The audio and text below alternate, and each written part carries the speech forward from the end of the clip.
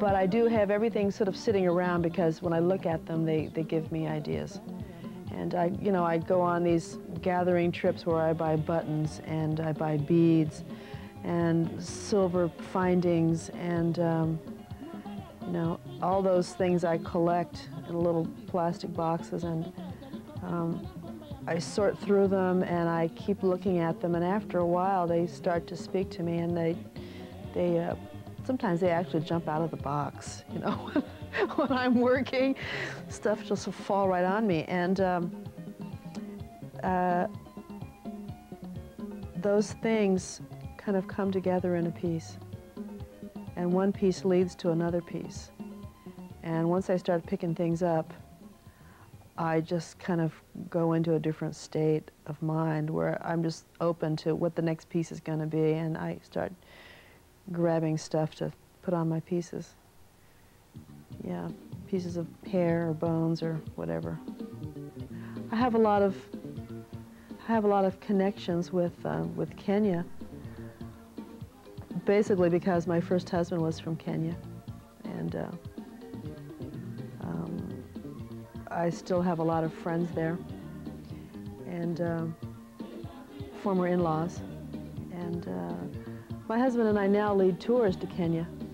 We really love the place, and consequently I collect a lot of things, from there, and in my travels I find neat stuff, basically, so I use it on my work. And I feel like African beaded pieces are similar in a lot of ways with beaded work from anywhere in the world. There's a certain kind of universality to them, and certain basic designs that are repeated throughout the world. So it just feels like it fits. And I'm trying to make a universal statement, so I never use just one particular Indian tribe. I combine beaded images, design elements from different places, different peoples. And, I can combine Chinese and Japanese things together, or teeth from Borneo and Chinese buttons, and beads from Africa, and bullet casings from Ojai, from Rose Valley, just to create the image, because I think as an artist I'm not limited by any boundaries of anything. I'm sort of a citizen of the world, I feel, and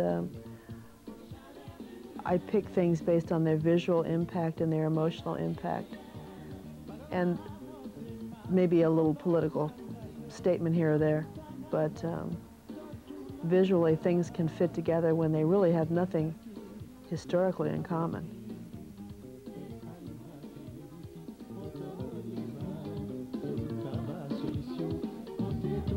Each piece has a life of its own.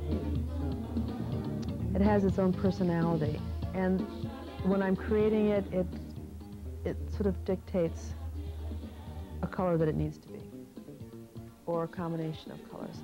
And I think I'm real influenced by colors from the desert, and colors of sunsets, colors of red rocks, blue sky.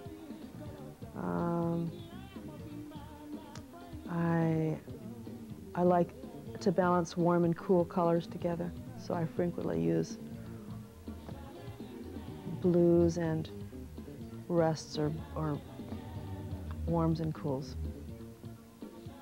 And I use sunset colors a lot. I really like soft sandstone colors and the colors of desert rocks. And I collect a lot of rocks, and when I'm looking at my stack of rocks and I see these wonderful shades of browns and rusts and oranges, and then these wonderful purples, an amazing array of mauves and kind of purpley colors, and then the yellow ochre colors together. I just have to look around me, and there's plenty of inspiration about color combination. Sometimes I find rocks and I'll just grab a handful and I'll say, whoa, and this is it, this group, and it'll have exactly what I need. It'll be all, the purples will be there, the browns will be there, the yellows will be there, and it's all perfect.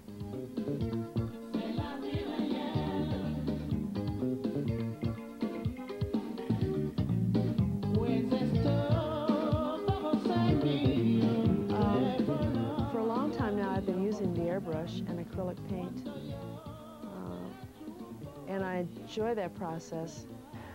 But lately I've been wanting to do more painting and some kind of work that reflects a brush stroke, a human hand. A little more texture in the paint, a little more crudity in the paint, a little more scratchy, rock-like, earthy kind of quality to it. So I've been doing some things that have paint that's been applied with a brush. And so that's been a new element of my work lately, in addition to the airbrush.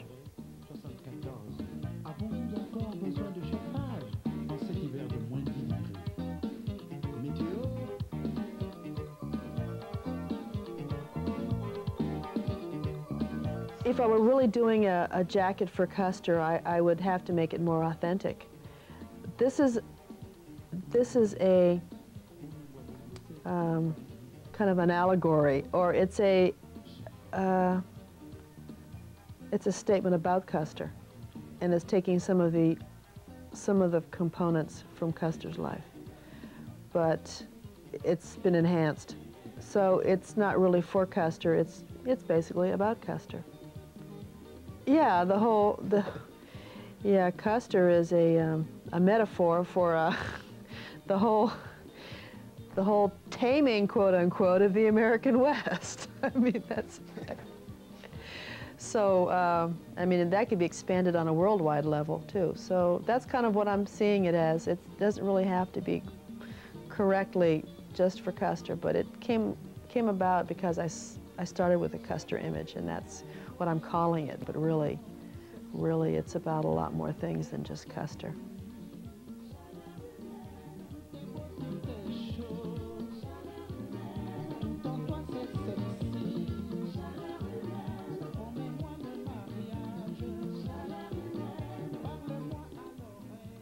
Oh, actually, I'm going to do some more vest images and incorporate masks into them. And I want to do some pieces that kind of have a universal appeal, that are not just African or not just Indian or not just Chinese, but kind of transcend cultural boundaries and borders, and appeal to the more universal language of people. I also plan to do a piece kind of an homage to my dad, who died last year of AIDS, and make some kind of statement about that, but I haven't formulated that idea thoroughly yet. But basically, I'm going to keep working in the same arena, and it's a very satisfying place to work. You know, it's like giving birth. You know, got to get the kid all cleaned up and in your arms before it really registers that you've actually produced something. So it's kind of a birth process, really. But it's sort of the beginning. And actually, that's a funny way to look at it, but it is a birth process, because creating the piece of art is really kind of the beginning of the life of that piece of work.